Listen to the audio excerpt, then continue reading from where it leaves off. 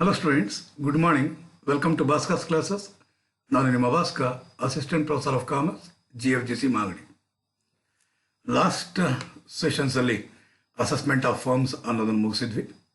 ಇವತ್ತಿನ ದಿವಸದಿಂದ 20 ಸೆಷನ್ಸ್ ಆಗಿ ಅಸೆಸ್ಮೆಂಟ್ ಆಫ್ ಕಂಪನೀಸ್ನ ನಾನು ನಿಮ್ಮ ಮುಂದೆ ತರ್ತಾ ಇದ್ದೀನಿ students.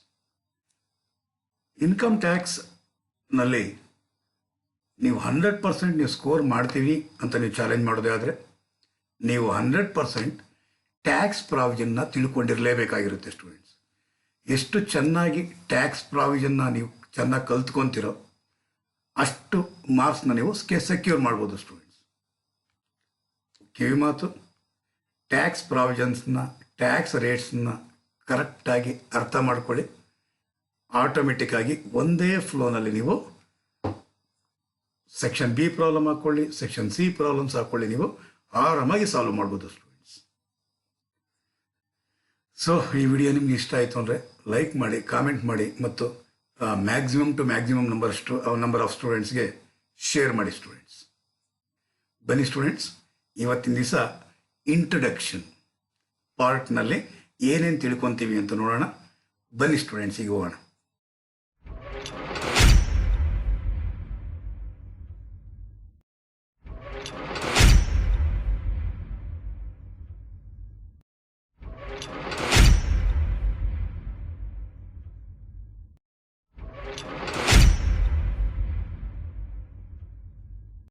Assessment of companies. Assessment of companies ಅಂದರೆ ಕಂಪನಿ ಟ್ಯಾಕ್ಸೇಷನ್. ಕಂಪನಿ ಟ್ಯಾಕ್ಸೇಷನ್ ಅಂದರೆ ಕಾರ್ಪೊರೇಟ್ ಟ್ಯಾಕ್ಸೇಷನ್. ಏನು students? Corporate taxation. Corporate taxation ಅಂದರೆ taxation of companies. Assessment of companies ಅಂದರೂ ಒಂದೇ, ಟ್ಯಾಕ್ಸೇಷನ್ ಆಫ್ ಕಂಪನಿ ಅಂದರೂ ಒಂದೇ, ಕಾರ್ಪೊರೇಟ್ ಟ್ಯಾಕ್ಸೇಷನ್ ಅಂದರೂ ಒಂದೇ, ಕಂಪನಿ ಟ್ಯಾಕ್ಸೇಷನ್ ಅಂದರೂ ಒಂದೇ. ಏನಿದು ಕಂಪನಿ ಟ್ಯಾಕ್ಸೇಷನ್ ಅಂತಂದರೆ, tax is collected from the companies is called as corporate tax or company tax. The major source of revenue to the government. ಈ corporate taxation ಅನ್ನೋದೇ ಮೇಜರ್ ರೆವಿನ್ಯೂ ಆಗಿರುತ್ತೆ ಗವರ್ನಮೆಂಟ್ಗೆ. Company is liable to pay tax on its income at flat rate. Just like in case of firm, ಯಾವ ರೀತಿ 30% ನೀವು flat ರೇಟಲ್ಲಿ ಕೊಡ್ತಾ ಇದ್ರೋ ಕಟ್ತಾ ಇದ್ವೋ ಫರ್ಮ್ ಕೇಸ್ನಲ್ಲಿ, ಅದೇ ರೀತಿಯಲ್ಲೇ ಇಲ್ಲೂ ಅಷ್ಟೇ ಕಂಪನೀಸ್ ಕೇಸಲ್ಲೂ ಕೂಡ ಫ್ಲ್ಯಾಟ್ ರೇಟ್ ಆಗಿ ಇಷ್ಟು ಪರ್ಸೆಂಟ್ ಅಂದ್ಬಿಟ್ಟಿದೆ. 25%, 30%, 40% ಫ್ಲ್ಯಾಟ್ ರೇಟ್ ಇರುತ್ತೆ. ಅದೇ ಯಾವುದೇ ರೀತಿಯಲ್ಲಿ ಅಲ್ಲ ಅಂತಂದರೆ ಇಂಡಿವಿಜುವಲ್ ಕೇಸ್ನಲ್ಲಿ. ಯಾವ ಕೇಸಲ್ಲಿ ಸ್ಟೂಡೆಂಟ್ಸ್? ಇಂಡಿವಿಜುವಲ್ ಕೇಸ್ನಲ್ಲಾದರೆ ಸ್ಲ್ಯಾಬ್ ಸಿಸ್ಟಮ್ ಇದೆ. 2.5 ಲಕ್ಷದವರೆಗೂ ಏನೂ ಇರಲ್ಲ. 2.5 ಲಕ್ಷದಿಂದ 5 ಲಕ್ಷ, 5 ಲಕ್ಷದಿಂದ 10 ಲಕ್ಷದವರೆಗೂ 5%, 20%, 25% ಅರ್ತಿ ಏನಿದೆಯೋ ಸ್ಲ್ಯಾಬ್ ಸಿಸ್ಟಮ್ ಇಲ್ಲಿರೋದಿಲ್ಲ ಸ್ಟೂಡೆಂಟ್ಸ್. ಡೈರೆಕ್ಟ್ ಎಷ್ಟೇ ಇನ್ಕಮ್ ಬಂದರೂ ಅಷ್ಟು ಇನ್ಕಮ್ ಮೇಲೂ ಕೂಡ ಟ್ಯಾಕ್ಸ್ನ ಪೇಮೆಂಟ್ ಮಾಡಲೇಬೇಕಾಗಿರುತ್ತೆ students. The proceeds of corporate tax ಅಂದರೆ ಕಂಪನಿಯಿಂದ ಏನು ಟ್ಯಾಕ್ಸ್ನ ವಸೂಲಿ ಮಾಡಿರ್ತಾರೋ the revenue is retained by the central government itself. ಏನು ಟ್ಯಾಕ್ಸ್ ಕಲೆಕ್ಟ್ ಮಾಡಿರುತ್ತೋ ಅದು ಸೆಂಟ್ರಲ್ ಗವರ್ಮೆಂಟೇ ಇಟ್ಕೊಳ್ಳುತ್ತೆ. ಕಾರ್ಪೊರೇಟ್ ಟ್ಯಾಕ್ಸ್ನ ಅದು ಯಾರಿಗೆ? ಸ್ಟೇಟ್ ಗವರ್ಮೆಂಟ್ನ ಜೊತೆಗೆ ಆ ಒಂದು ಕಾರ್ಪೊರೇಟ್ ಟ್ಯಾಕ್ಸ್ನ ಶೇರ್ ಮಾಡೋದಿಲ್ಲ ಸ್ಟೂಡೆಂಟ್ಸ್. ಇದು ಇಂಪಾರ್ಟೆಂಟ್ ಪಾಯಿಂಟ್. ಸೊ ಹಾಗಾದರೆ ಡಿಸ್ಕಸ್ ಮಾಡಿದ್ದೇನು? Company taxation, corporate taxation, taxation of company ಅಂದರೆ ಅಸೆಸ್ಮೆಂಟ್ ಆಫ್ ಕಂಪನಿ. ಎಷ್ಟು ಕಂಪನೀಸ್ನಿಂದ ಟ್ಯಾಕ್ಸ್ನ ಕಲೆಕ್ಟ್ ಮಾಡ್ತೀವಿ ಅಂತ ಕಾಂಪ್ಯೂಟೇಷನ್ ಮಾಡ್ತೀವೋ ಅದೇನೇ ಕಾರ್ಪೊರೇಟ್ ಟ್ಯಾಕ್ಸೇಷನ್ ಅಥವಾ ಕಂಪನಿ ಟ್ಯಾಕ್ಸೇಷನ್ ಅಂತ ಹೇಳ್ತೀವಿ ಸ್ಟೂಡೆಂಟ್ಸ್. ಕಂಪನಿಯಿಂದ ಏನು ಟ್ಯಾಕ್ಸ್ನ ಕಲೆಕ್ಟ್ ಮಾಡುತ್ತೋ ಸೆಂಟ್ರಲ್ ಗವರ್ನಮೆಂಟ್, ಅದು ಸ್ಟೇಟ್ ಗವರ್ಮೆಂಟ್ನ ಜೊತೆಗೆ ಶೇರ್ ಮಾಡೋದಿಲ್ಲ ಸ್ಟೂಡೆಂಟ್ಸ್. ಮತ್ತೊಂದು ವಿಚಾರ, ಕಂಪನಿ ಏನು ಟ್ಯಾಕ್ಸ್ ಪೇಮೆಂಟ್ ಮಾಡುತ್ತೆ ಅಂದರೆ ಅದು ಫ್ಲ್ಯಾಟ್ ರೇಟ್ ಆಗಿರುತ್ತೆ. ಅದು ಯಾವುದೇ ರೀತಿಯಾದಂಥ ಸ್ಲ್ಯಾಬ್ ಇರೋದಿಲ್ಲ, just like as A firm. Clear students? ಹಾಗಾದರೆ ಬನ್ನಿ ಈಗ ನೋಡೋಣ ಕಂಪನಿ ಅಂದ್ರೇನು. Company Section 2, subsection 14, an Indian company or corporate body, any institution or association incorporate inside or outside India, and whether domestic or non-resident, which is declared by CBDT, is called a company. Andre students, section 2 subsection 17ನ ಪ್ರಕಾರವಾಗಿ ಒಂದು Indian company ಆಗಿರ್ಬೋದು ಅಥವಾ corporate body ಆಗಿರ್ಬೋದು ಅಥವಾ ಯಾವುದೇ institution ಆಗಿರ್ಬೋದು, ಯಾವುದೇ ಅಸೋಸಿಯೇಷನ್ ಇನ್ಕಾರ್ಪೊರೇಟೆಡ್ ಇನ್ಸೈಡ್ ಇಂಡಿಯಾ ಆಗಿರ್ಬೋದು ಅಥವಾ ಔಟ್ಸೈಡ್ ಇಂಡಿಯಾ ಆಗಿರ್ಬೋದು, ಅದು ಡೊಮೆಸ್ಟಿಕ್ ಆಗಿರ್ಬೋದು ಅಥವಾ ನಾನ್ ರೆಸಿಡೆಂಟ್ ಆಗಿರ್ಬೋದು. ಯಾರು ಡಿಕ್ಲೇರ್ ಮಾಡಬೇಕಿದು? CBDT, central board of direct taxes ಏನು ಡಿಕ್ಲೇರ್ ಮಾಡಿರುತ್ತೋ ಏನಂತ ಕಂಪನಿ ಅಂದ್ಬಿಟ್ಟಿದೆ. ಯಾವ ಯಾವ ಇನ್ಸ್ಟಿಟ್ಯೂಷನ್ಸ್ನಾಗಲಿ ಅಥವಾ ಆಗಲಿ ಅಥವಾ ಕಾರ್ಪೊರೇಟ್ ಬಾಡಿ ಆಗಲಿ ಅಥವಾ association incorporated inside India or outside India, domestic or non resident ಅಂಥದನ್ನು ಯಾವುದನ್ನು ಕಂಪನಿ ಅಂತ CBDT ಸರ್ಟಿಫೈ ಮಾಡುತ್ತೋ ಡಿಕ್ಲೇರ್ ಮಾಡುತ್ತೋ ಅದನ್ನೆಲ್ಲ ನಾವೇನಂತ ಕರಿತೀವಿ ಸ್ಟೂಡೆಂಟ್ಸ್? ಕಂಪನಿ ಅಂತ ಹೇಳ್ತೀವಿ ಸ್ಟೂಡೆಂಟ್ಸ್. ಹಾಗಾದರೆ ಟೈಪ್ಸ್ ಆಫ್ ಕಂಪನೀಸ್ಗೆ ಬಂದಾಗ ಎರಡು ಕ್ಯಾಟಗರಿ ಬರುತ್ತೆ. ಒಂದು ಡೊಮೆಸ್ಟಿಕ್ ಕಂಪನಿ, ಮತ್ತೊಂದು ಫಾರಿನ್ ಕಂಪನಿ. ಮತ್ತೊಂದು ಯಾವುದು ಸ್ಟೂಡೆಂಟ್ಸ್? Foreign company. ಹಾಗಾದರೆ ಮೊದಲನೇದು ಡೊಮೆಸ್ಟಿಕ್ ಕಂಪನಿ, ಎರಡನೇದು ಫಾರಿನ್ ಕಂಪನಿ. ಫಾರಿನ್ ಕಂಪನಿ ಅಂದ್ರೇನು? ಆ company which is not A domestic company. ಯಾವ ಕಂಪನಿ ಡೊಮೆಸ್ಟಿಕ್ ಕಂಪನಿ ಅಲ್ವೋ ಅದು ನಾವೇನಂತ ಕರಿತೀರ ಸ್ಟೂಡೆಂಟ್ಸ್? ಫಾರಿನ್ ಕಂಪನಿ ಅಂತ ಹೇಳ್ತೀವಿ. ಹಾಗಾದರೆ ಡೊಮೆಸ್ಟಿಕ್ ಕಂಪನಿ ಅಂದ್ರೇನು? ಆ company which is not a foreign company ಅಂತ ಹೇಳೋ ಹಾಗಿಲ್ಲ ಸ್ಟೂಡೆಂಟ್ಸ್. ಆ company which is not a foreign company, wrong answer. ಏನಾದರೆ ಡೊಮೆಸ್ಟಿಕ್ ಕಂಪನಿ ಅಂತಂದರೆ? ಹಾಗಾದರೆ ಡೊಮೆಸ್ಟಿಕ್ ಕಂಪನಿ ಅಂತಂದರೆ ಅದು ಇಂಡಿಯನ್ ಕಂಪನಿ. ಡೊಮೆಸ್ಟಿಕ್ ಕಂಪನಿ ಅಂದರೆ ಸ್ಟೂಡೆಂಟ್ಸ್ ಅದು ಒಂದು ಇಂಡಿಯನ್ ಕಂಪನಿ, ಅಥವಾ ಅದು ಅದರ್ ಫಾರಿನ್ ಕಂಪನಿ. ಹಾಗಾದರೆ ಫಾರಿನ್ ಕಂಪನಿನೂ ಕೂಡ ಡೊಮೆಸ್ಟಿಕ್ ಕಂಪನಿ ಆಗುತ್ತಾ? ಹೌದು. Other foreign companies which made all arrangements for declaration of dividend in India. Domestic company ಅಂದರೆ ಏನು ಸ್ಟೂಡೆಂಟ್ಸ್? ಒಂದು all Indian companies. Indian companies ಎಲ್ಲ ಏನಾಗಿರುತ್ತೆ? ಡೊಮೆಸ್ಟಿಕ್ ಕಂಪನಿ ಆಗಿರುತ್ತೆ. ಜೊತೆಗೆ ಅದರ್ ಫಾರಿನ್ ಕಂಪನೀಸ್. ಏನು other foreign companies? Other foreign companies ಕೂಡ domestic company ಆಗಿರುತ್ತೆ. If those foreign companies which made all arrangements for declaration of dividend in India. Declaration of dividend in India andre for payment of DDT, dividend distribution tax in India under section 115O. 115O ನ ಪ್ರಕಾರವಾಗಿ ಇಂಡಿಯಾದಲ್ಲಿ dividend distribution ಟ್ಯಾಕ್ಸ್ನ payment ಏನಾದ್ರು ಮಾಡ್ತಿದ್ರೆ ಅಂತಹ foreign ಕಂಪನೀಸ್ನು ಕೂಡ ನಾವೇನಂತ ಕರಿತೀರ students? Domestic company ಅಂತ ಹೇಳ್ತೀವಿ. ಏನು ಮಾಡಿರಬೇಕು? ಆ ಫಾರಿನ್ ಕಂಪನಿ ಏನು ಮಾಡ್ತಾ ಇರಬೇಕು? Which made arrangements for the declaration of dividend in India. ಇಂಡಿಯಾದಲ್ಲಿ ಡಿವಿಡೆಂಡ್ನ ಡಿಕ್ಲೇರ್ ಮಾಡುವಂಥ ಒಂದು ಅರೇಂಜ್ಮೆಂಟ್ಸ್ನ ಮಾಡ್ಕೊಂಡಿರಬೇಕು. ಅಂದ್ರೆ ಅರ್ಥ DDTನ ಪೇಮೆಂಟ್ ಮಾಡಿರಬೇಕು. DDT ಅಂದರೆ ಏನು ಸ್ಟೂಡೆಂಟ್ಸ್? ಡಿವಿಡೆಂಡ್ ಡಿಸ್ಟ್ರಿಬ್ಯೂಷನ್ ಟ್ಯಾಕ್ಸ್ ಅಂದ್ಬಿಟ್ಟಿದೆ. All Indian companies are domestic company. ಪ್ರತಿಯೊಂದು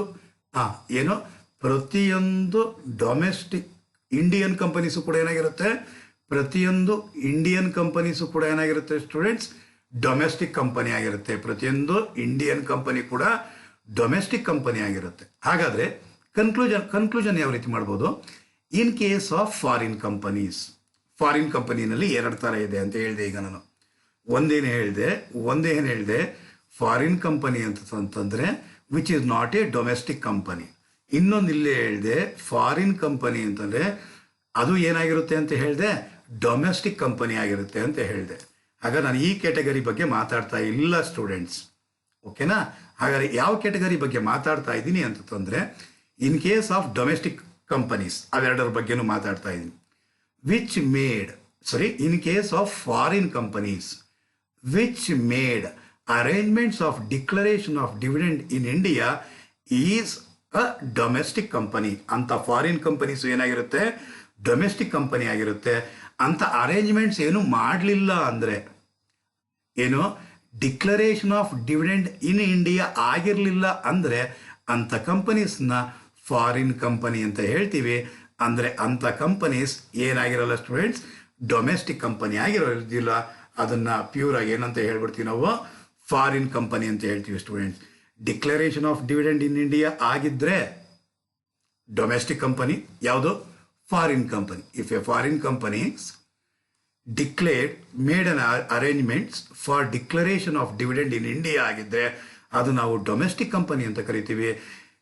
ಅರೇಂಜ್ಮೆಂಟ್ಸ್ ಮಾಡಿರೋದಿಲ್ಲ ಯಾವುದಕ್ಕೆ, ಡಿಕ್ಲರೇಷನ್ ಆಫ್ ಡಿವಿಡೆಂಡ್ ಇನ್ ಇಂಡಿಯಾಗೆ ಯಾವುದೇ ರೀತಿ ಅರೇಂಜ್ಮೆಂಟ್ ಮಾಡಿರೋದಿಲ್ಲ, ಅಂಥದನ್ನು ನಾವು ಫಾರಿನ್ ಕಂಪನಿ ಅಂತ ಕರಿತೀವಿ. ಅಂದ್ರೆ ಅರ್ಥ ಏನು ಸ್ಟೂಡೆಂಟ್ಸ್, ಅದು ಡೊಮೆಸ್ಟಿಕ್ ಕಂಪನಿ ಅಲ್ಲ. ಅಂದ್ರೆ ಅದೇನದು ಫಾರಿನ್ ಕಂಪನಿ ಆಗಿರುತ್ತೆ ಸ್ಟೂಡೆಂಟ್ಸ್. ಈಗ ನಾವು ಟೈಪ್ಸ್ ಆಫ್ ಕಂಪನಿಯಲ್ಲಿ ಒಂದು ಡೊಮೆಸ್ಟಿಕ್ ಕಂಪನಿ ಅಂತ ತಿಳ್ಕೊಂಡ್ವಿ, ಇನ್ನೊಂದು ಫಾರಿನ್ ಕಂಪನಿ ಅಂತ ತಿಳ್ಕೊಂಡ್ವಿ. ಅದೇ ರೀತಿಯಲ್ಲಿ ಅದೇ ಒಂದು ಕಂಪನಿನ ನಾವು ಇನ್ನೊಂದು ರೀತಿಯಲ್ಲಿ ಡಿವೈಡ್ ಮಾಡೋದೇ ಆದರೆ, ಒಂದು ಕ್ಲೋಸ್ಲಿ ಹೆಲ್ಡ್ ಕಂಪನಿ. ಏನು students, examination point of view important ಆಗಿರುತ್ತೆ. ಮೀನಿಂಗ್ ತಿಳ್ಕೊಂಡಿರ್ಬೇಕು. ಒಂದು ಕ್ಲೋಸ್ಲಿ ಹೆಲ್ಡ್ ಕಂಪನಿ, ಇನ್ನೊಂದು widely held company. Closely held company, widely held company. ಏನಿದು ಕ್ಲೋಸ್ಲಿ ಹೆಲ್ಡ್ ಕಂಪನಿ ಅಂದ್ರೇನು? Company in which public does not have substantial interest. Substantial ಇಂಟ್ರೆಸ್ಟ್ನ ಯಾವ company ಹೊಂದಿರೋದಿಲ್ವೋ, public ಹೊಂದಿರೋದಿಲ್ವೋ, ಅದನ್ನ ನಾವೇನಂತ ಕರಿತೀರಾ, ಕ್ಲೋಸ್ಲಿ ಹೆಲ್ಡ್ ಕಂಪನಿ ಅಂತ ಹೇಳ್ತೀವಿ. ಹಾಗಾದ್ರೆ ಕ್ಲೋಸ್ಲಿ ಹೆಲ್ಡ್ ಕಂಪನಿ ಅಂದ್ರೆ ಏನರ್ಥ? Company in which public does not have substantial interest. ಅದನ್ನೇನಂತ ಕರಿತೀರಾ? ವೈಡ್ಲಿ ಹೆಲ್ಡ್ ಕಂಪನಿ ಅಂದ್ರೇನು? Company in which public have substantial interest. ಯಾವ ಕಂಪನಿಯಲ್ಲಿ ಪಬ್ಲಿಕ್ ಸಬ್ಸ್ಟ್ಯಾನ್ಷಿಯಲ್ ಇಂಟ್ರೆಸ್ಟ್ನ ಹೊಂದಿರುತ್ತೋ ಅಂಥ ಕಂಪನೀಸ್ನ ನಾವೇನಂತ ಕರಿತೀವಿ ಸ್ಟೂಡೆಂಟ್ಸ್? ವೈಡ್ಲಿ ಹೆಲ್ಡ್ ಕಂಪನಿ ಅಂತ ಹೇಳ್ತೀವಿ ಸ್ಟೂಡೆಂಟ್ಸ್. ಹಾಗಾದ್ರೆ ಕ್ಲೋಸ್ಲಿ ಹೆಲ್ಡ್ ಕಂಪನಿನ ಇನ್ನೊಂದು ರೀತಿಯಲ್ಲಿ ಹೇಳ್ಬೋದು ಅಂತಂದ್ರೆ, closely held company which is not A widely held company. ಯಾವ ಕಂಪನಿ ವೈಡ್ಲಿ ಹೆಲ್ಡ್ ಕಂಪನಿ ಅಲ್ವೋ ಅದು ನಾವು ಕ್ಲೋಸ್ಲಿ ಹೆಲ್ಡ್ ಕಂಪನಿ ಅಂತ ಹೇಳ್ತೀವಿ ಸ್ಟೂಡೆಂಟ್ಸ್. ಓಕೆನಾ ಸ್ಟೂಡೆಂಟ್ಸ್? ಹಾಗಾದ್ರೆ ವೈಡ್ಲಿ ಹೆಲ್ಡ್ ಕಂಪನಿ ಅಂದ್ರೆ ಅರ್ಥ ಏನು? Company in which public have substantial interest. Public has substantial interest. ಹಾಗಾದ್ರೆ ಸಬ್ಸ್ಟ್ಯಾನ್ಷಿಯಲ್ ಇಂಟ್ರೆಸ್ಟ್ ಅಂದ್ರೆ ಏನಾಗಿರುತ್ತೆ ಅಂದ್ರೆ ನಾನು ಇವಾಗ ಮಾತಾಡ್ತಾ ಇರೋದು ಯಾವುದ್ರ ಬಗ್ಗೆ students? Public have substantial interest. Substantial interest ಅಂತಂದ್ರೆ ಸೆಕ್ಷನ್ 8 ಕಂಪನೀಸ್ನ ನಾವು ಸಬ್ಸ್ಟ್ಯಾನ್ಷಿಯಲ್ ಇಂಟ್ರೆಸ್ಟ್ ಹೊಂದಿರುವಂಥದ್ದು ಆಗಿರುತ್ತೆ ಅಂತ ಹೇಳ್ತೀವಿ ನಾವು. ಯಾವುದನ್ನ substantial interest, public have substantial interest ಅಂತ ಹೇಳ್ತೀವಿ ಅಂದ್ರೆ, number one non profit entities ಇರುವಂತಹ ಸೆಕ್ಷನ್ 8 ಕಂಪನೀಸ್ ನಾವು ಪಬ್ಲಿಕ್ ಹ್ಯಾವ್ ಸಬ್ಸ್ಟ್ಯಾನ್ಷಿಯಲ್ ಇಂಟ್ರೆಸ್ಟ್ ಅಂತ ಹೇಳ್ತೀವಿ. Number 2, all listed companies are substantially interested. Public have substantially interested ಅಂತ ಹೇಳ್ತೀವಿ. ಮೂರನೇದು company owned by the government or RBI ಅಥವಾ ಇಬ್ಬರು. ಯಾವ ಕಂಪನಿನ ಗವರ್ನಮೆಂಟ್ ಓನ್ ಮಾಡಿರುತ್ತೋ ಅಥವಾ RBI ಓನ್ ಮಾಡಿರುತ್ತೋ ಅಂತಹದನ್ನ ನಾವು ಪಬ್ಲಿಕ್ ಹ್ಯಾವ್ ಸಬ್ಸ್ಟ್ಯಾನ್ಷಿಯಲಿ ಇಂಟ್ರೆಸ್ಟೆಡ್ ಅಂತ ಹೇಳ್ತೀವಿ. ಅಂದರೆ RBI or government has not less than 40% voting power. Voting power ಎಷ್ಟಿರಬೇಕು? ಮಿನಿಮಮ್ ಅಂದ್ರು 40% ಅಥವಾ 40%ಗಿಂತ ಜಾಸ್ತಿ ಇದ್ರೆ ಅಂತ ಕಂಪನೀಸಲ್ಲಿ ಪಬ್ಲಿಕ್ ಹ್ಯಾವ್ ಸಬ್ಸ್ಟ್ಯಾನ್ಷಿಯಲಿ ಇಂಟ್ರೆಸ್ಟ್ ಅಂತ ಕರಿತೀವಿ. ಪಬ್ಲಿಕ್ ಹ್ಯಾವ್ ಸಬ್ಸ್ಟ್ಯಾನ್ಷಿಯಲಿ ಇಂಟ್ರೆಸ್ಟೆಡ್ ಅಂದರೆ ವೈಡ್ಲಿ ಹೆಲ್ಡ್ ಕಂಪನಿ ಅಂತ ಹೇಳ್ತೀವಿ ಸ್ಟೂಡೆಂಟ್ಸ್. ಹಾಗಾದರೆ ನಾಲ್ಕನೇದು, ಒಂದನೇದೇನೋ ಸೆಕ್ಷನ್ 8 ಕಂಪನೀಸ್, ಎರಡನೇದು ಲಿಸ್ಟೆಡ್ ಕಂಪನೀಸ್, ಮೂರನೇದು owned by government or RBI, ನಾಲ್ಕನೇದು ಕಂಪನೀಸ್ ವಿತೌಟ್ ಶೇರ್ ಕ್ಯಾಪಿಟಲ್. ಆ ಯಾವ ಕಂಪನಿಯಲ್ಲಿ ಶೇರ್ ಕ್ಯಾಪಿಟಲ್ ಅಂತ ಇಲ್ವೇ ಇಲ್ಲವೋ ಅಂಥದನ್ನು CBDT ನೋಟಿಫೈಡ್ ಮಾಡಿದರೆ ಏನಂತ, ಯಾವ ಕಂಪನಿಯಲ್ಲಿ ಶೇರ್ ಕ್ಯಾಪಿಟಲ್ ಇರೋದಿಲ್ವೋ ಅಂಥ ಕಂಪನಿ ಅಂತ CBDT ನೋಟಿಫೈಡ್ ಮಾಡಿರುತ್ತೋ ಅಂಥ ಕಂಪನಿನ ವೈಡ್ಲಿ ಹೆಲ್ಡ್ ಕಂಪನಿ ಅಂತ ಹೇಳ್ತೀವಿ. ಅಂದರೆ public in which substantially interested ಅಂತ ಹೇಳ್ಬಿಟ್ಟಿದೆ. ಅಂದರೆ ಐದನೇದು company owned by cooperative society. Company owned by cooperative society, ಯಾವ ಕಂಪನಿ ಕೋಆಪರೇಟಿವ್ ಸೊಸೈಟಿನ ಓನ್ ಮಾಡ್ತಾ ಇರುತ್ತೋ ಅಂಥ ಕಂಪನಿನ ಪಬ್ಲಿಕ್ ಹ್ಯಾವ್ ಸಬ್ಸ್ಟ್ಯಾನ್ಷಿಯಲಿ ಇಂಟ್ರೆಸ್ಟೆಡ್ ಅಂತ ಹೇಳ್ತೀವಿ. ಇನ್ನೊಂದು public limited company owned by the government. ಅದೇನಾಗಿರುತ್ತೆ ಸ್ಟೂಡೆಂಟ್ಸ್, ಅದು ವೈಡ್ಲಿ ಹೆಲ್ಡ್ ಕಂಪನಿ ಅಂತ ಹೇಳ್ತೀವಿ ಸ್ಟೂಡೆಂಟ್ಸ್. ಸೊ ಇದು closely held company. Public does not have substantial interest. Public does not have substantially interest.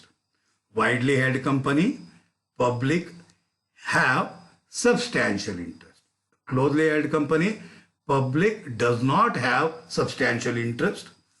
Widely held company, public have substantial interest.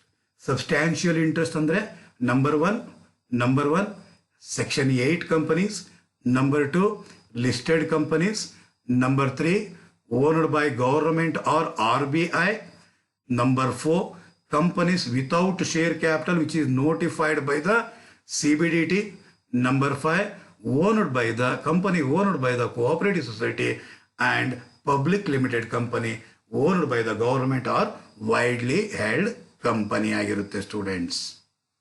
ಇದು types of companies. ಹಾಗಾದರೆ further ಹೋಗೋಣ. Types of companies ನೀವು note down ಮಾಡ್ಕೊಬೇಕಾಗಿರುವಂಥದ್ದು, ನಿಮ್ಮ notes ರೆಫರೆನ್ಸ್ಗೋಸ್ಕರ ಈ types of ಕಂಪನೀಸ್ನ ನಿಮ್ಮ ಮುಂದೆ ತರ್ತಾ ಇರುವಂಥದ್ದು. ಸೊ ನೋಡೋಣ students. First one, Indian company, section 2 subsection 26. Indian company ಯಾವ ರೀತಿ ಡಿಫೈನ್ ಮಾಡಿರ್ತಾರೆ ಅಂತಂದರೆ, ಕಂಪನೀಸ್ ಆ್ಯಕ್ಟ್ 2013 ಅಥವಾ 1956ನ ಪ್ರಕಾರವಾಗಿ ಅದು ಕಂಪನಿಯಾಗಿ ಫಾರ್ಮ್ ಆಗಿ ರಿಜಿಸ್ಟರ್ಡ್ ಆಗಿದ್ರೆ ಮತ್ತು ಯಾವುದು company formed and registered under any law formerly in force in any part of India other than state of Jammu and Kashmir and territories specified in E below. ಅಂದರೆ union territories. Then corporation, ಯಾವುದೇ corporation ಹಾಕ್ಕೊಳ್ಳಿ, ಯಾವುದೇ institution ಹಾಕ್ಕೊಳ್ಳಿ, association ಅವ್ರ body ಹಾಕ್ಕೊಳ್ಳಿ, registered under any ಲಾ ಆಗಿರಲಿ, ಇವೆಲ್ಲನೂ ಕೂಡ ಏನಂತ ಕರೀತಾರೆ ಸ್ಟೂಡೆಂಟ್ಸ್, ಇಂಡಿಯನ್ ಕಂಪನಿ ಅಂತ ತಂದ್ಬಿಟ್ಟಿದೆ. ಆ ಇಂಡಿಯನ್ ಕಂಪನಿ ಅನ್ನೋದು ನೋಟ್ನಲ್ಲಿ ಏನು ಹೇಳ್ತಾ ಇದ್ದಾರೆ, statutory corporations are government companies are automatically treated as a Indian company. Statutory companies corporation ಹಾಕ್ಕೊಳ್ಳಿ, ಗವರ್ನಮೆಂಟ್ ಕಂಪನೀಸ್ನ ಇಂಡಿಯನ್ ಕಂಪನೀಸ್ ಅಂತ ಅಂದ್ಬಿಟ್ಟು ಡೈರೆಕ್ಟ್ ಆಗಿ ಡಿಕ್ಲೇರ್ ಆಗಿಬಿಟ್ಟಿರುತ್ತೆ, ಆಟೋಮೆಟಿಕ್ ಆಗಿ ಅಂಡರ್ಸ್ಟುಡ್ ಆಗಿರುತ್ತೆ. ಆದರೆ ಜ್ಞಾಪಕ ಇಟ್ಕೊಳ್ಳಿ ಇಂಡಿಯನ್ ಕಂಪನೀಸ್ ಅಂತ ಏನಕ್ಕೆ ಸ್ಪೆಸಿಫಿಕ್ ಆಗಿ ನೋಟಿಫೈಡ್ ಮಾಡ್ತಾರೆ ಅಂದರೆ, ಇಂಡಿಯನ್ ಕಂಪನೀಸ್ಗೆ ಸ್ಪೆಷಲ್ ಟ್ಯಾಕ್ಸ್ ಬೆನಿಫಿಟ್ಸ್ ಇರುತ್ತೆ ಸ್ಟೂಡೆಂಟ್ಸ್. ಏನು, ಇನ್ಕಮ್ ಟ್ಯಾಕ್ಸ್ ಆ್ಯಕ್ಟ್ 1961ನ ಪ್ರಕಾರವಾಗಿ ಟ್ಯಾಕ್ಸ್ ಬೆನಿಫಿಟ್ಸ್ ಇರುತ್ತೆ. ಯಾವುದಕ್ಕೆ, ಇಂಡಿಯನ್ ಕಂಪನೀಸ್ಗೆ. ಸೊ ಅದಕ್ಕೋಸ್ಕರ CBDT ಕೆಲವು ಇಂತಿಂಥ ಕಂಪನೀಸ್ ಎಲ್ಲ ನಾನು ಇಂಡಿಯನ್ ಕಂಪನೀಸ್ ಅಂತ ಅಂದ್ಬಿಟ್ಟಿದೆ, ಸ್ಪೆಸಿಫೈ ಮಾಡಿರುತ್ತೆ ಸ್ಟೂಡೆಂಟ್ಸ್.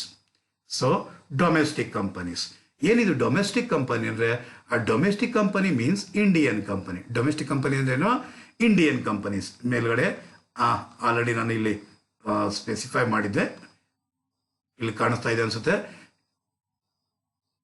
ಡೊಮೆಸ್ಟಿಕ್ ಕಂಪನಿ ಅಂದರೆ ಏನಾಗಿರುತ್ತೆ ಸ್ಟೂಡೆಂಟ್ಸ್?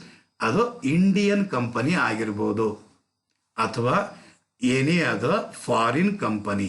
ಆ ಫಾರಿನ್ ಕಂಪನಿ ಏನಾಗಿರಬೇಕು? Which made all arrangements for declaration of dividend in India, ಅಂದರೆ DDT ಪೇಮೆಂಟ್ ಮಾಡ್ತಾ ಇರಬೇಕು ಅಂತ ಹೇಳಿದೆ.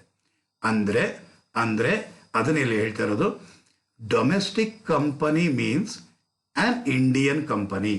Okay, number 1. Number 2, or any other company in which has made prescribed agreement for ಅಥವಾ arrangements for declaration and payments within India of dividends including preference shares payable out of its taxable income. Concept ಇಷ್ಟೇ students. ಇಲ್ಲಿ income earn ಮಾಡ್ತೀರಾ, ಇಲ್ಲಿರುವಂತಹ ಜನಗಳಿಗೆ ನೀವೇನು ಮಾಡಬೇಕು? ಇನ್ಕಮ್ನ ಅಂದರೆ dividend ರೂಪದಲ್ಲಿ ನೀವು ಹಂಚಬೇಕು. ಹಾಗಾದರೆ ಇಲ್ಲಿನ ಇನ್ಕಮ್ ಈ ದೇಶದಲ್ಲೇ ಉಳ್ಕೊಳ್ಳುತ್ತೆ. ಅದನ್ನು ನಾವು ಡೊಮೆಸ್ಟಿಕ್ ಕಂಪನಿ ಅಂತ ಹೇಳ್ತೀವಿ. ಅಂದರೆ ಟ್ಯಾಕ್ಸ್ ಬೆನಿಫಿಟ್ ಸಿಗತ್ತೆ. ಅದೇ ಫಾರಿನ್ ಕಂಪನಿ ಅಂತಂದರೆ ಶೇರ್ ಹೋಲ್ಡರ್ಸ್ ಔಟ್ಸೈಡು ಇರ್ತಾರೆ. ಇಲ್ಲಿರುವಂತಹ ಟ್ಯಾಕ್ಸಬಲ್ ಇನ್ಕಮಿಂದ ತಗೊಂಡು ಹೋಗಿ ಬೇರೆ ಕಡೆ ಬೇರೆ ದೇಶಕ್ಕೆ ದಲ್ಲಿರುವಂತಹ ಶೇರ್ ಹೋಲ್ಡರ್ಸ್ಗೆ ಇಲ್ಲಿನ ಇನ್ಕಮ್ನ ಡಿಸ್ಟ್ರಿಬ್ಯೂಟ್ ಮಾಡ್ತಾರೆ. ಹಾಗಾದರೆ ಈ ದೇಶದಲ್ಲಿ ಉತ್ಪತ್ತಿಯಾಗಿರೋ ಇನ್ಕಮ್ನ ಫಾರಿನ್ನಲ್ಲಿ ಶೇರ್ ಹೋಲ್ಡರ್ಸ್ಗೆ ಇನ್ಕಮ್ನ ಹಂಚ್ತಾರೆ. ಅದಕ್ಕೋಸ್ಕರ ಆ ಫಾರಿನ್ ಕಂಪನಿಯ ಮೇಲೆ ಟ್ಯಾಕ್ಸ್ ರೇಟ್ ಜಾಸ್ತಿ ಆಗ್ತೀವಿ. ಸೊ ಅದಕ್ಕೋಸ್ಕರನೇ ಸಪರೇಷನ್ ಮಾಡ್ತಿರೋವಂತಹದ್ದು ಡೊಮೆಸ್ಟಿಕ್ ಕಂಪನಿ, ಫಾರಿನ್ ಕಂಪನಿ ಅಂದ್ಬಿಟ್ಟಿದೆ. ಕೆಲವು ಫಾರಿನ್ ಕಂಪನಿ ಇರುತ್ತೆ, ಅದು ಇಂಡಿಯಾದಲ್ಲೇ ಅರೇಂಜ್ಮೆಂಟ್ ಮಾಡಿರುತ್ತೆ. ಏನು? Declaration and payment of dividend in India payable out of its taxable income. ಅಂದ್ರೆ ಅರ್ಥ ಏನು? ಅದರ್ ಫಾರಿನ್ ಕಂಪನೀಸ್ ಏನಿರುತ್ತೆ ಇಲ್ಲೇ ಎಸ್ಟಾಬ್ಲಿಷ್ ಆಗಿ ಇಲ್ಲೇನೆ ಇನ್ಕಮ್ನ ಅರ್ನ್ ಮಾಡಿ ಇಲ್ಲಿರೋರಿಗೆ ಡಿವಿಡೆಂಡ್ನ ಪೇಮೆಂಟ್ ಮಾಡುತ್ತೆ. ಅಂತಹದನ್ನು ಕೂಡ ಡೊಮೆಸ್ಟಿಕ್ ಕಂಪನಿಗೆ ಸೇರಿಸ್ತೀವಿ. ಅದೇನೆ CBDT ಪ್ರಿಸ್ಕ್ರೈಬ್ ಮಾಡಿರುತ್ತೆ ಅಂತ ಹೇಳ್ತಾ ಇರೋದು ಸ್ಟೂಡೆಂಟ್ಸ್. ಅದೇ ಫಾರಿನ್ ಕಂಪನಿ ಅಂತಂದರೆ a foreign company means which is not a domestic company. A foreign company means which is not a domestic company. Number 1. All non-Indian companies are not necessarily a foreign company. ನಾನು ಈಗೆಲ್ಲ ಹೇಳಿದೆ, ಎಲ್ಲ non Indian companies ಕೂಡ foreign company ಅಂತ treat ಮಾಡಲ್ಲ. ಏಕೆ? ಇಲ್ಲೇ ಈಗೆಲ್ಲ ಜಸ್ಟ್ ಸ್ಪೆಸಿಫೈ ಮಾಡಿದೆ. ಏನು? Declaration of dividend and payment of dividend payable out of its taxable income in India ಆಗಿತ್ತು ಅಂತಂದರೆ ಆ ಫಾರಿನ್ ಕಂಪನಿನೂ ಕೂಡ ಏನಂತ ಟ್ರೀಟ್ ಮಾಡಿಬಿಡ್ತೀವಿ ಸ್ಟೂಡೆಂಟ್ಸ್? ಡೊಮೆಸ್ಟಿಕ್ ಕಂಪನಿ ಅಂತ ಟ್ರೀಟ್ ಮಾಡ್ತೀವಿ. ಹಾಗಾದರೆ prescribed arrangement of declaration and payment of dividends within India ಆಗಿದ್ದರೆ it must be treated as a domestic company, not as A foreign company. Clear ಆಯ್ತಾ students? Domestic ಕಂಪನಿಗೂ ಮತ್ತು foreign ಕಂಪನಿಗೂ difference ಏನು ಅನ್ನೋದು ಒಂದು. Widely held company. ಏನು widely held company ಅಂದರೆ ಆ company a company in which the public are substantially interested. Widely held company ಅಂದರೆ ಏನಿದು? ಪಬ್ಲಿಕ್ ಆರ್ ಸಬ್ಸ್ಟ್ಯಾನ್ಷಿಯಲಿ ಇಂಟ್ರೆಸ್ಟೆಡ್ ಅಂದ್ರೆ ಅರ್ಥ ಏನು? ಪಬ್ಲಿಕ್ ಆರ್ ಸಬ್ಸ್ಟ್ಯಾನ್ಷಿಯಲಿ ಇಂಟ್ರೆಸ್ಟೆಡ್ ಅಂದ್ರೆ ಅರ್ಥ ಏನು? ನಾನು ನಿಮಗೆ ಹಲವಾರು ಪಾಯಿಂಟ್ ಕೊಟ್ಟೆ. ಒಂದೇನು? Company owned by the government or RBI. ಎರಡನೇದು ರಿಜಿಸ್ಟರ್ಡ್ ಅಂಡರ್ ಸೆಕ್ಷನ್ 8 ಕಂಪನೀಸ್ ಅಂತ ಹೇಳಿದ್ದೆ. ನೆಕ್ಸ್ಟ್ ಆಮೇಲೆ ಏನಂತ ಹೇಳಿದ್ದೆ? No share capital which is declared by CBDT. Next Nidhi mutual society, in the sense company owned by the cooperative society.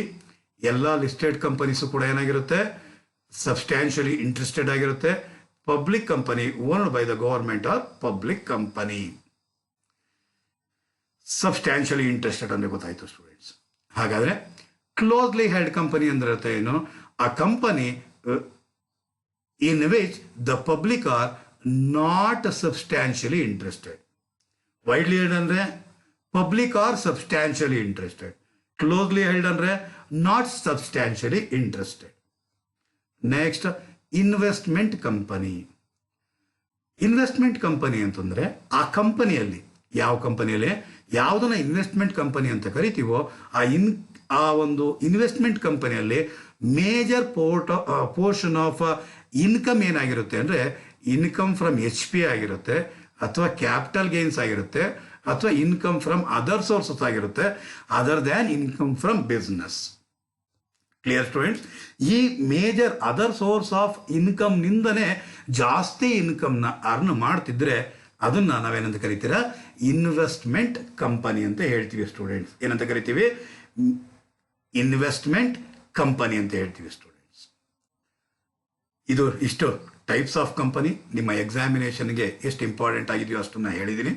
ಈಗ ಹೋಗೋಣ residential status of a company. ಹಾಗಾದರೆ residential status of a company ಎರಡಿರುತ್ತೆ, ಒಂದು resident, ಇನ್ನೊಂದು non resident. ಎಲ್ಲ Indian companies ಎಲ್ಲ Indian companies ಏನಿದೆ ಅದು ಆಲ್ವೇಸ್ ರೆಸಿಡೆಂಟ್. ಯಾವಾಗಲೂ ಏನಾಗಿರುತ್ತದೋ ರೆಸಿಡೆಂಟ್ ಆಗಿರುತ್ತೆ. ಆ ಇಂಡಿಯನ್ ಕಂಪನೀಸ್ ಬಿಟ್ಟು ಇನ್ ಅದರ್ ಕಂಪನಿ ಏನಿದೆ, ಇಂಡಿಯನ್ ಕಂಪನಿ ಬಿಟ್ಟು ಇನ್ನು ಮಿಕ್ಕಿರುವಂಥ ಅದರ್ ಕಂಪನಿ ಏನಿದೆಯೋ ಅದನ್ನು ನಾವು ನೋಡಬೇಕು ಅಂತಂದಾಗ ಮ್ಯಾನೇಜ್ಮೆಂಟ್ ಆ್ಯಂಡ್ ಕಂಟ್ರೋಲ್. ಇನ್ನೊಂದು ಹೇಳ್ತೀವಿ POEM. ಪೊಯಮ್ ಅಲ್ಲ ಸ್ಟೂಡೆಂಟ್ಸ್, ಇದು place of effective management.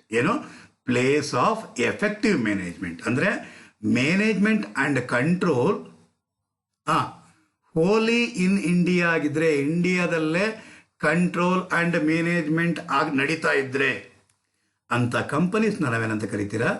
Resident ಅಂತ ಕರಿತೀವಿ ಸ್ಟೂಡೆಂಟ್. ಅದೇ ಅಕಸ್ಮಾತ್ partly R fully outside India, X company ಅಂತ ಇದೆ ಅನ್ಕೊಳ್ಳಿ, ಎಕ್ಸ್ ಕಂಪನಿ ಲಿಮಿಟೆಡ್. ಈ ಎಕ್ಸ್ ಕಂಪನಿಯನ್ನು ಪಾರ್ಟ್ ಇಂಡಿಯಾದಲ್ಲಿ, ಪಾರ್ಟ್ ಔಟ್ಸೈಡ್ ಇಂಡಿಯಾದಲ್ಲಿ, ಅಥವಾ ಫುಲ್ಲು ಔಟ್ಸೈಡ್ ಇಂಡಿಯಾದಲ್ಲಿ ಕಂಟ್ರೋಲ್ ಮಾಡ್ತಿದ್ರೆ, ಮ್ಯಾನೇಜ್ಮೆಂಟ್ ಆ್ಯಂಡ್ ಕಂಟ್ರೋಲ್ ಅಲ್ಲಿಂದ ಮಾಡ್ತಿದ್ರೆ ಅಂತ ಕಂಪನೀಸ್ನ ನಾವೇನಂತ ಕರಿತೀರ ಸ್ಟೂಡೆಂಟ್ಸ್? ನಾನ್ ರೆಸಿಡೆಂಟ್ ಅಂತ ಹೇಳ್ತೀವಿ ಸ್ಟೂಡೆಂಟ್ಸ್. ಹಾಗಾದರೆ ಒಂದು ರೆಸಿಡೆಂಟ್, ಇನ್ನೊಂದು ನಾನ್ ರೆಸಿಡೆಂಟ್. ಒಂದೇನು ಸ್ಟೂಡೆಂಟ್ಸ್? ರೆಸಿಡೆಂಟ್, ಇನ್ನೊಂದು ನಾನ್ ರೆಸಿಡೆಂಟ್. ಇಂಡಿಯನ್ ಕಂಪನಿ ಯಾವಾಗಲೂ ರೆಸಿಡೆಂಟ್, ಇಂಡಿಯನ್ ಕಂಪನಿ ಯಾವಾಗಲೂ ರೆಸಿಡೆಂಟ್. ಅದೇ ಅದರ್ ದ್ಯಾನ್ ಇಂಡಿಯನ್ ಕಂಪನಿ ಆಗಿತ್ತು ಅಂತಂದರೆ ಅಲ್ಲಿ ನಾವು ನೋಡಬೇಕಾಗಿರೋದೇನು? POEM ಅಂದರೆ ಪ್ಲೇಸ್ ಆಫ್ ಎಫೆಕ್ಟಿವ್ ಮ್ಯಾನೇಜ್ಮೆಂಟ್.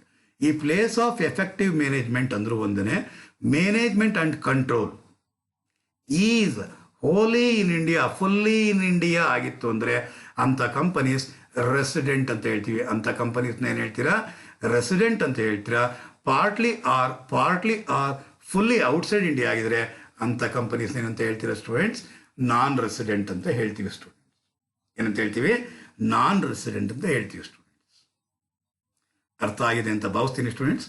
ಬನ್ನಿ, ಈಗ ಕಂಪನಿ ಅಂದರೆ ಗೊತ್ತಾಯಿತು, ಇಂಡಿಯನ್ ಕಂಪನಿ ಅಂದರೆ ಗೊತ್ತಾಯಿತು, ಡೊಮೆಸ್ಟಿಕ್ ಕಂಪನಿ ಅಂದರೆ ಏನು ಅಂತ ಗೊತ್ತಾಯಿತು, ಟೈಪ್ಸ್ ಆಫ್ ಕಂಪನಿ ಅಂದರೆ ಗೊತ್ತಾಯಿತು, ಪಬ್ಲಿಕ್ ಹ್ಯಾವ್ ಸಬ್ಸ್ಟ್ಯಾನ್ಷಿಯಲ್ ಇಂಟ್ರೆಸ್ಟ್ ಅಂದರೆ ಯಾವ್ಯಾವ ಕಂಪನೀಸ್ ಅಂತ ಗೊತ್ತಾಯಿತು, ಮತ್ತು ಅದರ್ ಟೈಪ್ಸ್ ಆಫ್ ಕಂಪನೀಸ್ ಬಗ್ಗೆ ಇಷ್ಟೊತ್ತು ಡಿಸ್ಕಸ್ ಮಾಡಿದ್ವಿ, ಮತ್ತು residential status of a company ಬಗ್ಗೆ ಇಷ್ಟೊತ್ತು ಡಿಸ್ಕಷನ್ ಮಾಡಿದ್ವಿ ಸ್ಟೂಡೆಂಟ್ಸ್. ಈಗ ಈ ಚಾಪ್ಟರ್ನಲ್ಲಿ ಓವರ್ವ್ಯೂ ಒಂದು ಕೊಡ್ತೀನಿ ಸ್ಟೂಡೆಂಟ್ಸ್. ಓವರ್ವ್ಯೂ ಅಂದ್ರೆ ಅರ್ಥ ಏನು? ಈ ಚಾಪ್ಟರ್ ನೀವು ಮಾಡಬೇಕಾಗಿರೋದೇನು? ಈ ಚಾಪ್ಟ್ರಲ್ಲಿ ನೀವು ಮಾಡಬೇಕಾಗಿರೋದೇನು? ಈ ಚಾಪ್ಟ್ರಲ್ಲಿ ನೀವು ಅಸೆಸ್ಮೆಂಟ್ ಆಫ್ ಕಂಪನಿ ಅಂದರೆ ಕಂಪನಿ ಅಸೆಸ್ಮೆಂಟ್ ಮಾಡಬೇಕಾಗಿರುತ್ತೆ. ಈ ಕಂಪನಿ ಅಸೆಸ್ಮೆಂಟ್ ಅಂದರೆ ಟ್ಯಾಕ್ಸೇಷನ್ ಕಾಂಪ್ಯೂಟ್ ನೀವು ಮಾಡಬೇಕು ಅಂದರೆ normal IT provisions, normal IT ಪ್ರಾವಿಷನ್ಸ್ನ ಪ್ರಕಾರವಾಗಿ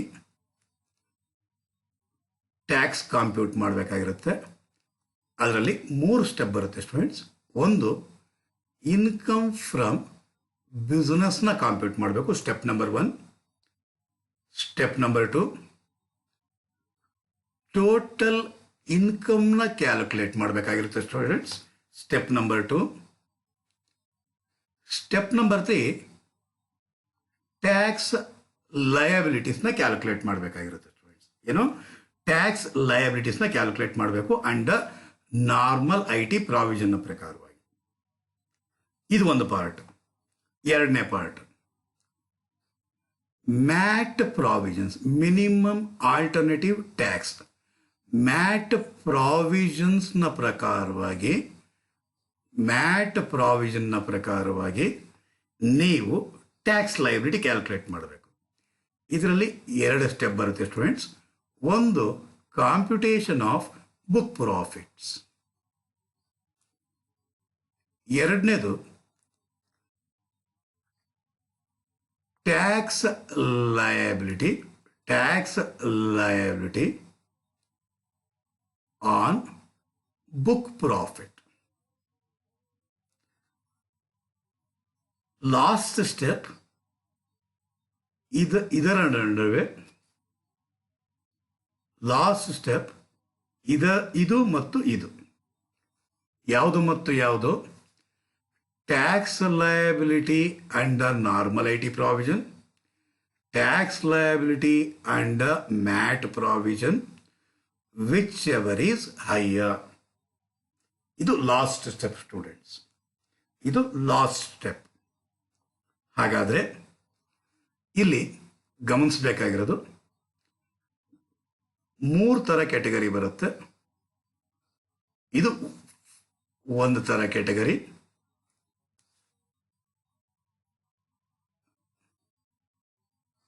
ಇದು ಸೆಕೆಂಡ್ ಒನ್,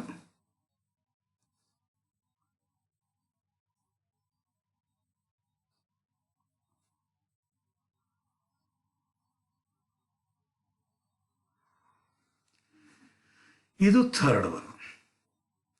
ಸೆಕ್ಷನ್ ಸಿಗೆ ಫಸ್ಟ್ ಆಪ್ಷನ್ ಅಂದರೆ ಬರೀ ಇಷ್ಟು ಮಾತ್ರನೇ ಕೇಳಬಹುದು. Compute tax liability under normal I T provision section ಸಿಗೆ. ಎರಡನೇದು tax liability under mat provision, ಇದನ್ನು ಸೆಕ್ಷನ್ ಸಿ ಕೇಳ್ಬೋದು. ಅಥವಾ ಇಷ್ಟನ್ನೂ ಸೇರಿಸಿ 5-6 ಸ್ಟೆಪ್ಪು ಸೇರಿಸಿ ನಾರ್ಮಲ್ ಐ ಟಿ ಪ್ರಾವಿಷನ್ ಪ್ರಕಾರ ಮೊದಲು ಕಂಡಿಡಿರಿ ಅಂತ ಹೇಳ್ತಾನೆ. ಅದೇ ಪ್ರಾಬ್ಲಮಲ್ಲಿ ಮ್ಯಾಟ್ ಪ್ರಾವಿಷನ್ ಪ್ರಕಾರನೂ ಕಂಡಿಡಿರಿ ಅಂತ ಹೇಳ್ತಾನೆ. ಅದೇ ರೀತಿಯಲ್ಲೇ tax liability of a company ಅಂತಲೂ ಕೂಡ ಕೇಳ್ತೇನೆ ಸ್ಟೂಡೆಂಟ್ಸ್. ಇದೇನಿದು tax liability of a company. Compute tax liability of a company ಅಂತಂದರೆ ನಾರ್ಮಲ್ ಐ ಟಿ ಪ್ರಾವಿಷನ್ನ ಪ್ರಕಾರವಾಗಿ ಈ 3 ಸ್ಟೆಪ್ಪು ಮಾಡಬೇಕಾಗಿರುತ್ತೆ. ಮ್ಯಾಟ್ ಪ್ರಾವಿಷನ್ನ ಪ್ರಕಾರವಾಗಿ ಈ 2 ಸ್ಟೆಪ್ಪು ಮಾಡಬೇಕಾಗಿರುತ್ತೆ. ಇವೆರಡರಲ್ಲಿ ಯಾವುದು ಹೈಯರ್ ಆಗಿರುತ್ತೋ ಅದೇ tax liability of a company ಆಗಿರುತ್ತೆ ಸ್ಟೂಡೆಂಟ್. Clear students? ಈ ಚಾಪ್ಟ್ರಲ್ಲಿ ನಾವು ಮಾಡಬೇಕಾಗಿರೋದೇ ಇಷ್ಟೇ ಸ್ಟೂಡೆಂಟ್ಸ್. ಈಗ ನೆಕ್ಸ್ಟ್ ಸೆಷನಿಂದ ನಾರ್ಮಲ್ ಐ ಟಿ ಪ್ರಾವಿಷನ್ನ ಮುಖಾಂತರವಾಗಿ ಯಾವ ರೀತಿ ಟ್ಯಾಕ್ಸ್ ಲಯಬಿಲಿಟಿನ ಕ್ಯಾಲ್ಕುಲೇಟ್ ಮಾಡಬೇಕು ಮತ್ತು ಏನೇನು ಟ್ಯಾಕ್ಸ್ ರೇಟ್ಸ್ ಇರುತ್ತೆ.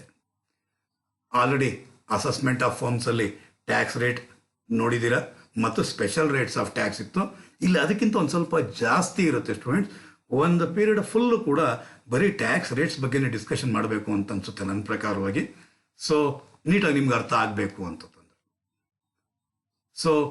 ನಾರ್ಮಲ್ ಐ ಟಿ ಪ್ರಾವಿಷನ್ನ ಪ್ರಕಾರವಾಗಿ ಟ್ಯಾಕ್ಸ್ ರೇಟ್ಸ್ನ ಒಂದು ಕ್ಲಾಸ್ ತೊಗೊತೀನಿ. ಇನ್ಕಮ್ ಫ್ರಮ್ ಬಿಸ್ನೆಸ್ ನೀವಲ್ಲಿ ಆ್ಯಕ್ಚುಲಾಗಿ ನಿಮ್ಗೊಂದು ಕಿವಿ ಮಾತು, ಆ್ಯಕ್ಚುಲಾಗಿ ಅಸೆಸ್ಮೆಂಟ್ ಆಫ್ ಫರ್ಮ್ ಮಾಡುವಾಗ ಫಸ್ಟ್ ಏನು ಮಾಡ್ತಾಯಿದ್ರಿ, ಬುಕ್ ಪ್ರಾಫಿಟ್ ಕ್ಯಾಲ್ಕುಲೇಟ್ ಮಾಡ್ತಾಯಿದ್ರಿ.